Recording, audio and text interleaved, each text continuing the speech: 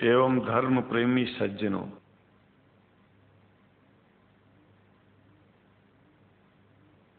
भगवान की जब कृपा होती है तो कभी धर्म की सच्चाई को जानने का अवसर मिलता है।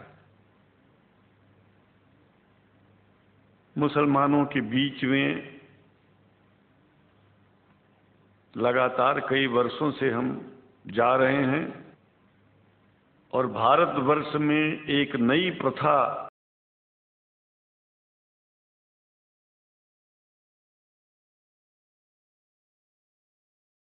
प्रेम को समझ सके और इस्लाम की सच्चाई को जान करके इस्लाम को सारी दुनिया में एक इंसानियत का सबसे बड़ा पाठ सिखाने वाला धर्म मानने के लिए लोगों को समझावे।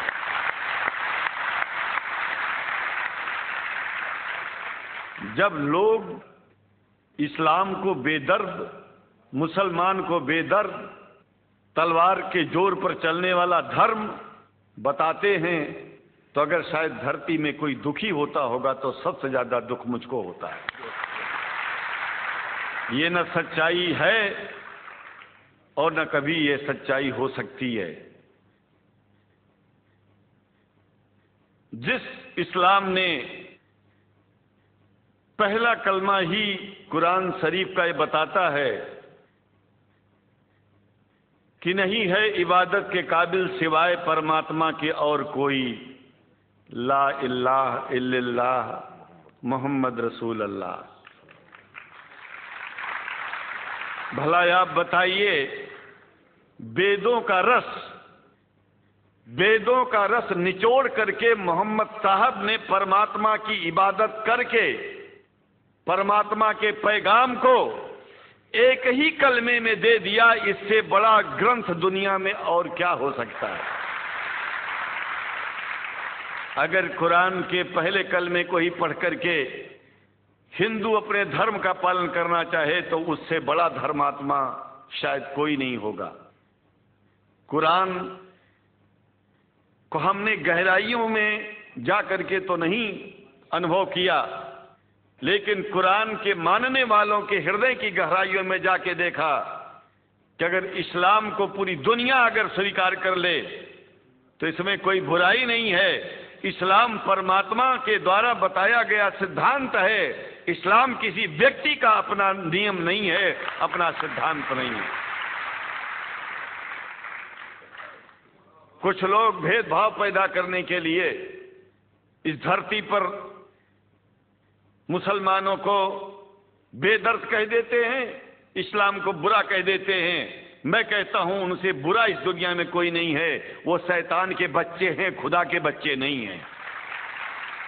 क्योंकि जहां तक मेरी अपनी पहुंच है, हमने वेदों को पढ़ा, पुराण को पढ़ा, शास्त्रों को, हिंदू धर्म ग्रंथों को पढ़ा। उसके बाद में मुसलमानों के बीच में जाना शुरू किया। हमने मुसलमानों से हाथ मिलाया तो हमारा विरोध किया गया। ये अंडा खाने वालों से हाथ मिलाते हैं, शंकराचार्य कैसे हैं? अरे हमने कहा कि तुम्हारी समझ में नहीं आ रहा है। वो 5 बार इबादत कर लेते हैं खुदा की, तुम घास खाते हो और एक बार भी इबादत नहीं करते हो, तो तुमसे बड़ा अधर्मी दुनिया में कौन है? तुम अपने अधर्म को देखो। किसी के पवित्रता के सिद्धांतों का विरोध करना पहला अधर्म है।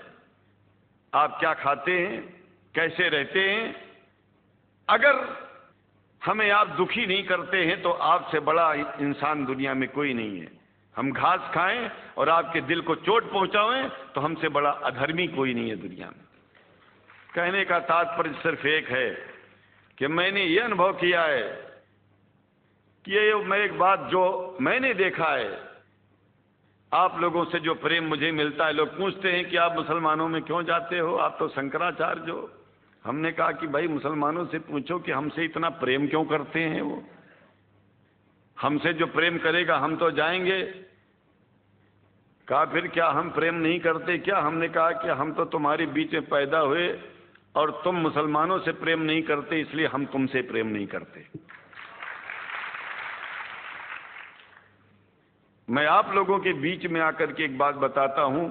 कुछ समय से हिंदू धर्म के नाम पर कुछ संस्थाएं हिंदू मुसलमानों में भेद पैदा करने के लिए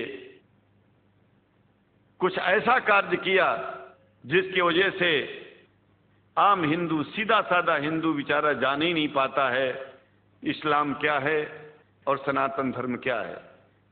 सनातन धर्म और इस्लाम में कोई भेद नहीं है और हिंदू धर्म तो कोई धर्म ही नहीं है। सनातन धर्म धर्म है और शायद जो संस्कृत का सनातन शब्द है, अगर किसी भाषा में उसको इस्लाम कहा जाए तो कोई बुरी बात नहीं है। इस्लाम और सनातन में कोई भेद नहीं है, क्योंकि परमात्मा एक है, परमात्मा सबका है।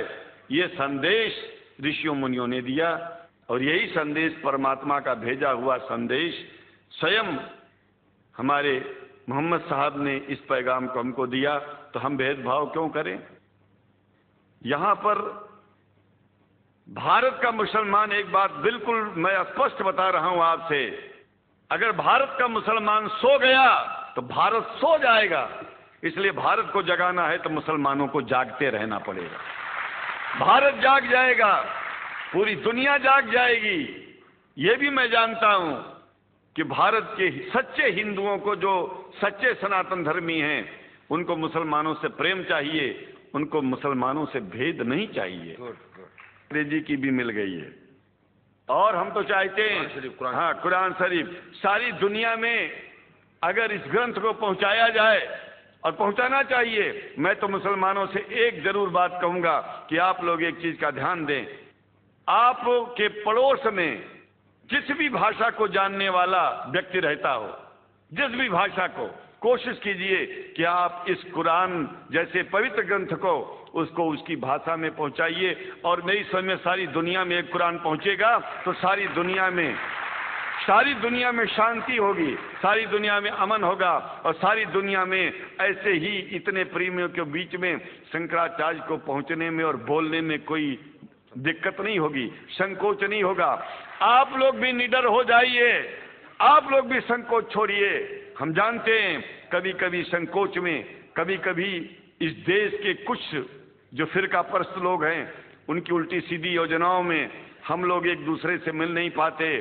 हम हाथ पसारे हुए आपके सामने खड़े हैं, आए हैं, हम आपको गले से लगा रहे हैं, लगाते हैं, दिल भी मिलाएंगे, गला भी मिलाएंगे और जरूरत पड़ गई तो आप लोगों के लिए दिल कटाने की और सिर कटाने की जरूरत पड़ जाए तो इस्लाम की रक्षा के लिए शंकराचार्य आपका साथ देगा।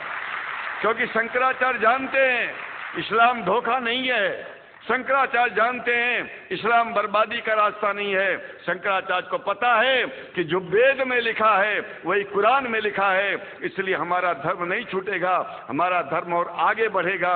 अगर हम मुसलमानों को अपना सगा मानते हैं तो मुसलमान परमात्मा का बनाया है, आदमी का नहीं। हिंदू जो अपने को कहते हैं वो भी जान लें कि वो परमात्मा के बनाए हैं, तो मुसलमानों से भेदभाव करना बंद कर दें और हमारी तरह सबसे प्रेम करें।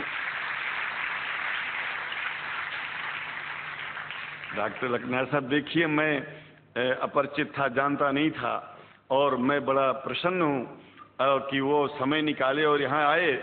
उनको तो मैं धन्यवाद क्या दूं, मैं तो ये चाहूँगा कि परमात्मा उनको शक्ति दे कि हम लोगों को सबको ऐसे ही सुंदर दिव्य बड़ी सभाओं में संबोधित करते हुए और हम लोगों के ऊपर वो स्वयं कृपा बनाए रखें और हम उनके साथ रहेंगे, जहाँ भी जरूरत होगी सदा जीवन में उनका साथ देते रहेंगे। इन्हीं शब्दों के साथ जीवन में अब जब भी याद करेंगे, जब तक मेरा शरीर है हम आपकी सभाओं में आते रहेंगे। ओम शांति शांति शांति।